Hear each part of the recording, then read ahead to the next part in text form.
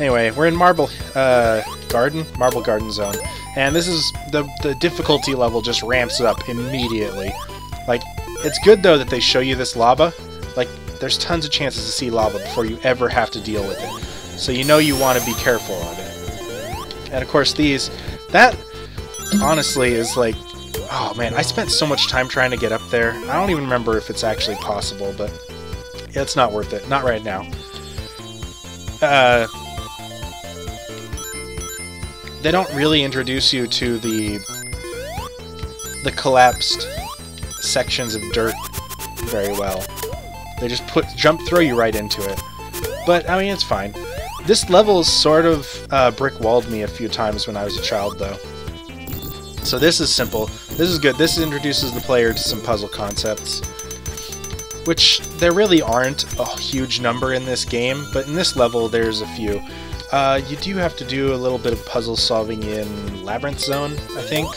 Basically anything that's an ancient ruin in this game, which is this level and Labyrinth Zone. Come on. Okay.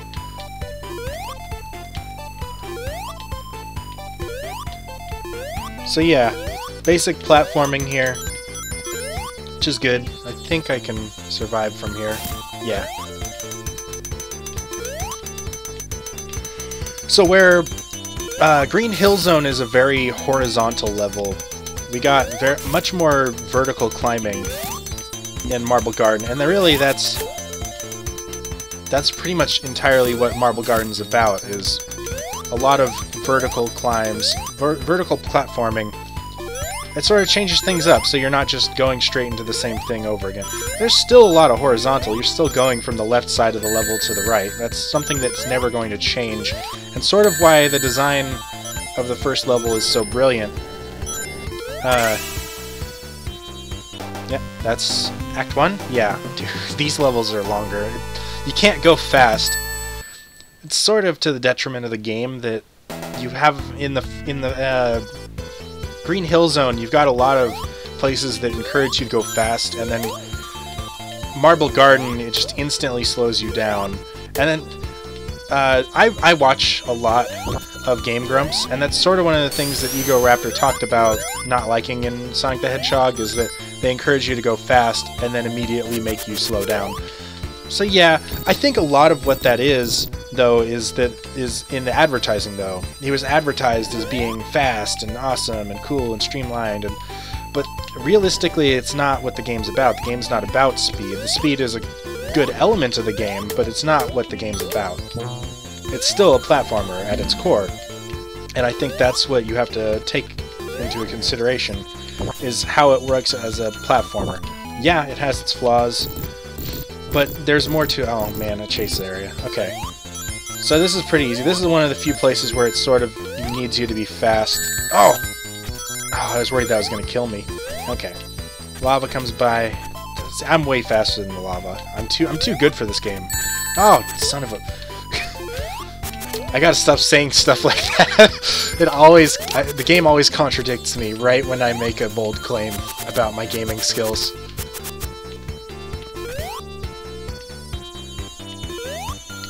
God, it's so beautiful though. Look at it. I've heard like so many. Yes, the Sega Genesis. Maybe it's not as capable of making good graphics as the SNES was, and I've heard that a lot. Like, people are all on Nintendo's side on Team Nintendo because of the graphics. Fucking look at any Sonic the Hedgehog game. They are beautiful. They take advantage of the technology so well. And that's really what it's about, is it doesn't matter what, how many bits you have or what color palettes you have available. It's all about working with what you have. Even if you look at old NES games, Super Mario Bros. 3 is a really well-designed, beautiful game. And it worked with lower technology than the SNES or the Genesis. So, yeah, there's a lot of ugly games on the Sega Genesis, but that's mostly because a lot of developers for the Genesis didn't really know what to do, I guess. A lot of developers for the Genesis weren't that good at being artists, I suppose. Like, not in a... Like, yeah, they were making art because games are art, but I mean in terms of good aesthetics. A lot of Sega Genesis games don't match up. Supposedly, like, Earthworm Jim looks better on the SNES. I've looked at the comparisons. It doesn't look that much better. Yeah, they've got fancier backgrounds, but that's about it. Do you really need to see planets in the background? You're on a planet. You don't see planets from your planet. Okay, so this is a nice little trap. And if you're smart like me, and oh shit, okay. Well, I was hoping to break all of them, but yeah. I could have gotten a lot of points from that. Maybe even a 1-up. Oh well. Come here. Oh! Oh! Okay, well thankfully the lava flows, they don't work the same way as like spikes and stuff. Anyway, invincibility can get me past here pretty easily. Of course, this is another waiting portion. I think there's a good reason though that it sort of teaches you speed on the first level and then slows you down considerably, is because while the game does encourage speed, it has to let you know that you're not always going to be allowed to go fast. And that's, you know, what they have to do here is they have to give you a good reason to slow down for a bit. And I think that's why they ramp the difficulty up in this level. Okay. This level sucks. This one in particular is the one that brick-walled me so many times as a child. There's a ridiculous portion that we'll get to later. It's really at the very end of the level. You have to do this crazy platforming stuff where you're like going across these things. You know, I don't really remember specifics. This is actually a branching path area too, because I could have gone a completely different direction if I had kept going to the right up there. But instead I went to this left path. I don't remember which one's more fun. I think I usually go to the right. So, oh yeah, that's clever. Yeah, that was... Okay, so this is where it would have matched up. You would press a button up there and go down that pipe. So the rolling... Hopefully they don't show that again, because if you hadn't gone down that path, you might not learn that trick. So this is where things sort of... Oh wait, no. This is still a normal... This is a normal ride on lava.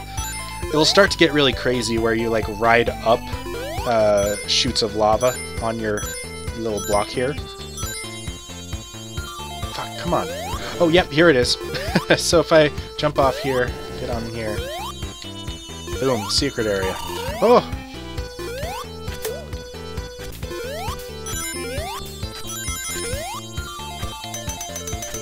And yeah, of course, if you take the secret areas, then then you're committing to a harder path. So way more challenge this way. That's sort of how the games are designed, is that the high route is always the harder route, and the low routes in Sonic games are always easier. But in the high routes, you're actually capable of gaining more speed. So the higher you are, the harder and faster you can play. So for a lot of speedrunners, I believe it's advantageous to take the top routes most of the time. Not that I've watched a lot of speedruns for this game. I imagine I could probably speedrun this game if I took the time to learn it a bit better. Because I'm already quite intimate with the game, as you've probably seen already. I don't think I've died a single time. No, I died that one time. I died once. And it was because of the bullcrap with the spikes. So we want to take this guy. Oh, shoot. Oh, no! Oh, jump! Okay. Okay, so maybe you do have temporary invincibility with the shields. I don't really know the rules of... Maybe it's only spikes. Maybe only spikes don't ignore your invincibility frames. Which is a little frustrating that they would include only one element that does that.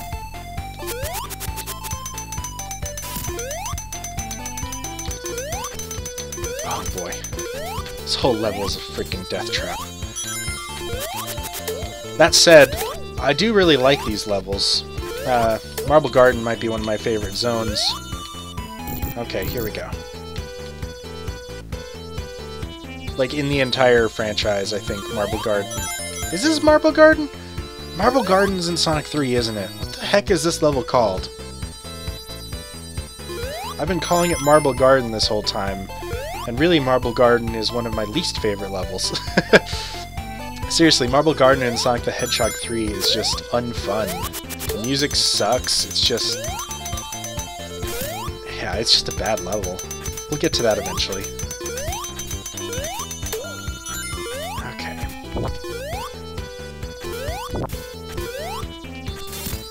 So here we go. Here's where things start to get really crazy with the platforming. Oh boy. Yep. And then they up the stakes a little. Okay, and I'm out.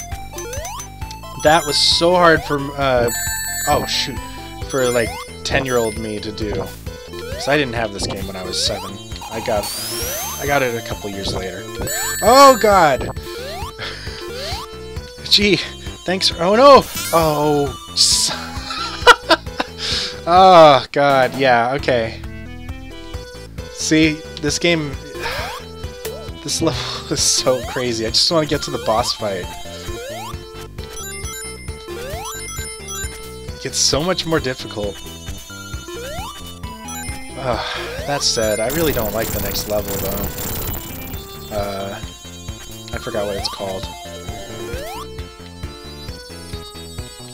Okay, so I'm not gonna go ahead and just... oh, shoot!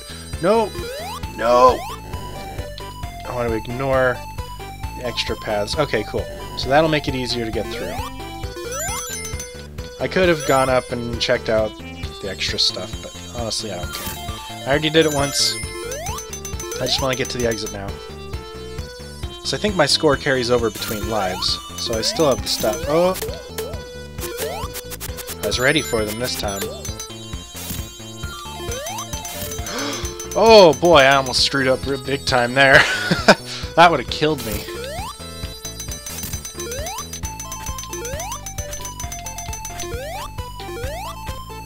Okay.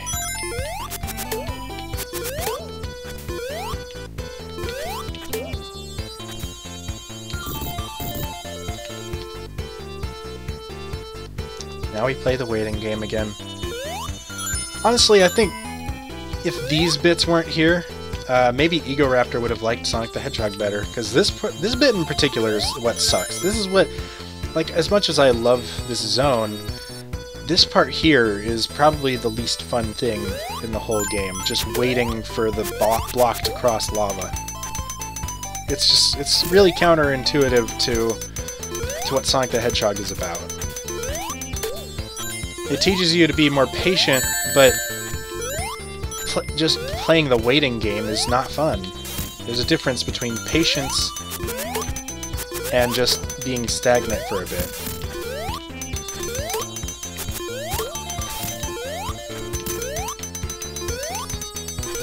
Okay. We made it across. Okay. Freaking fireballs, man. Oh! Oh, I hate this part so much.